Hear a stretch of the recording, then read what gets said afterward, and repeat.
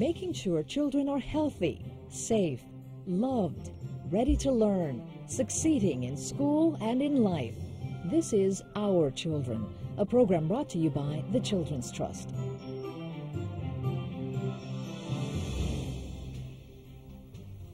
Good morning. I'm Ileana Varela. And I'm Modesto Aberi, CEO of the Children's Trust. And together we welcome you to Our Children. This week, the 2011 Florida legislative session began and lasts for 9 weeks. It's a time when laws are passed and when budgets are set. With a possible $3 to $4.6 billion in cuts on the horizon, this means important decisions will be made that could impact your family. So we're dedicating the next half hour to some of the key issues you need to watch for, such as making affordable health insurance for children more accessible, the future of voluntary pre-kindergarten, funding for quality subsidized childcare, and proposed cuts to the Department of Children and Families. Before we get started, we want to welcome our first set of guests, Miami-Dade County Commissioner Barbara Jordan, who we know has represented District 1 for over 4 years. And many people may not know, she started her public service career as a Head Start teacher. Blythe Robinson, who is a Senior Program Director for the Early Learning Coalition of Miami-Dade, and Dr. Sylvia Lavilla, a longtime early childhood advocate from the KidCare Child Care Center, a former board member of both the Children's Trust and the Early Childhood Initiative.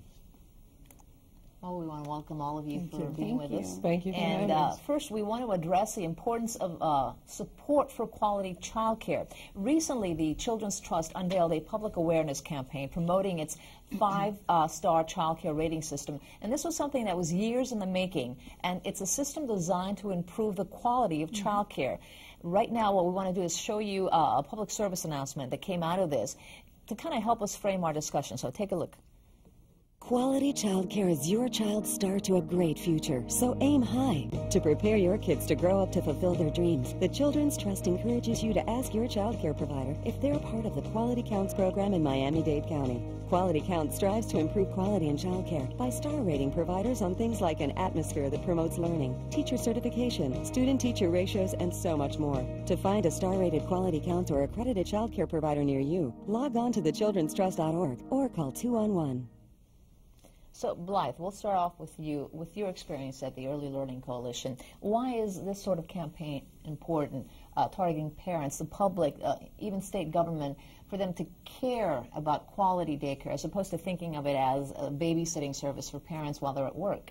Sure. In years past, it was looked at as more of a babysitting program, but we know that the very early experiences that children get will shape their future educational experiences. So the quality is a very important piece of how the children are learning, what their setting looks like, the credentials and the professional development opportunities that the teachers have in order to really give them an overall quality experience. It's not just changing diapers and, feeding them. It's about the language and literacy development. It's about the play. It's about, learning to interact with other children, the social emotional development piece of it as well. Commissioner Jordan, from your perspective, what difference does a good Head Start mean for our children? The earlier you can impact on a child in learning, the better. And you can make learning fun, and that's what early childhood education is all about. When you think about problem solving, a child trying to put a square block into a triangle hole, that child is learning that there's a difference in shapes. They're also learning colors. It also teaches socialization. How can I play with someone, and how can I share with someone at a very early age? Problem solving. These are the kinds of things that are important that we take for granted, but it helps those children to be able to develop even better as they get older. What happens to the child that doesn't get that? I think they get left behind. They have to catch up, play catch up. And a lot of times people think that it's just a babysitting kind of thing, but it's not. It's really giving that child an opportunity to get ahead and to learn that the different things that I do mean something. So if you don't get that experience, if you don't get that exposure, and if you don't take the opportunity to use that teachable moment in order to let the child know, oh, you did a fantastic job, then you also lose the opportunity to help develop that child's self-esteem. Dr. Levy, Governor Scott's budget proposes an increase for VPK, and yet there are some legislators who are tossing around proposals that would have us take what is now a voluntary and accessible program for all children and families and restrict it to lower income children. Is that a good idea? Well, part of me, in working with low to moderate income communities, feel that we have a responsibility to put more funding into programs that serve families who are either at risk or have other kinds of indicators of limitations. However, as a state, we voted for voluntary pre-K, and I feel strongly that it should be for all children. I also feel strongly that it begins to give us a model and choices to parents, and it is up to us as a community of early childhood educators to build upon this. And I think all parents should have that option. Well, I know that in talking to all of you, and based on your work, do you all feel that more needs to be done rather than less? And I don't think you'll be surprised that a lot of people agree with you. And I want you all to take a look at these numbers that we have for you. A recent poll done by the Terrence Group on behalf of the Children's Movement of Florida found that 70% of likely voters believe the state should spend more money on early childhood development programs than on maintaining prisons. And more than half of those polled believe funding programs that promote early childhood development should be the top priority of the state's budget.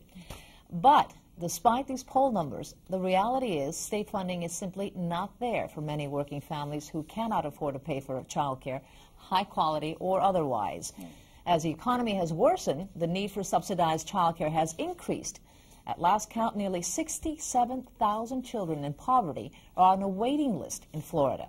For the past 2 years, federal stimulus dollars were helping to, meagerly at least, fund subsidized child care slots, but now those funds have come to an end and no one really knows how they will be replaced. And take a look at this. Just last month, we witnessed a desperate scene at the Martin Luther King Office Plaza in Northwest Miami-Dade when thousands of parents showed up to sign up for subsidized child care. Problem? Only a couple of hundred slots were available. There was over 2,000 people here this morning at 7 o'clock in the morning. I've been on a wait list for 3 years since my son was born. I can have a job, but I'm trying to go to school, and I can't because I have to take care of the kids. I need it because I don't get no food stamps. I'm paying for my daughter's babysitter, my son's school. I'm barely making it. Chaotic scene out there. Obviously, people are caught in a catch-22, can't go to work, can't even look for a job if you don't have babysitting. Dr. Lavia, what happens to these families who cannot get subsidized daycare? And what about the centers who cater to these families? Well, first of all, by the scene you just witnessed, everybody loses. The entire community loses. It's not just these families, but all of us. To me, the first losers are the children, because they don't have the opportunity that should be accessible to them to participate in early care and education. What happens to these families is that they face a bitter disillusionment with their state and local government, that nothing gets done. You have 2,000 parents who are just eager to do something for themselves, for their families. They're like denied that responsibility and that opportunity. So everybody loses. This has been going on for too many years.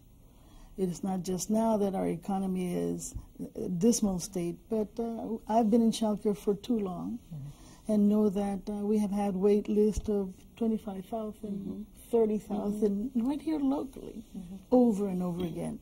And rates are just not there for us to provide what we need. Commissioner, what's the long-term impact on our community? I think the long-term impact would be you see more and more children, if they don't get the opportunities early on, losing interest in school. You see parents who are getting frustrated because children are falling behind and not able to read. It is critically important at a very early age to invest in our children and make sure that they get the opportunity to read well, to have someone to read to them on a regular basis. And that starts with early childhood education. It's so ironic that we would rather spend our money on building prisons than putting it into our education system so that it can benefit our children, and especially at a very early age. Well, we'll be talking a little bit more about that when we come back. We're going to take a quick break, and we're going to be talking more about proposed cuts to DCF, and also talk in Tallahassee of dramatically changing voluntary pre-kindergarten. Something you don't want to miss. Don't go away.